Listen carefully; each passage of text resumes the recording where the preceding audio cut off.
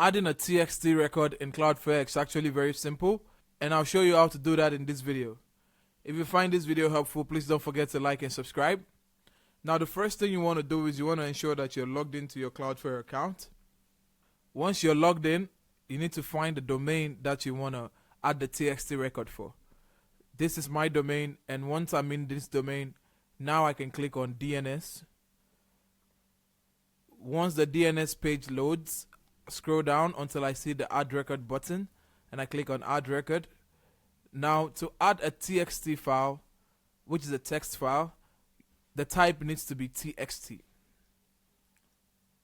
So once you choose this type to be TXT, you just need to add the necessary details.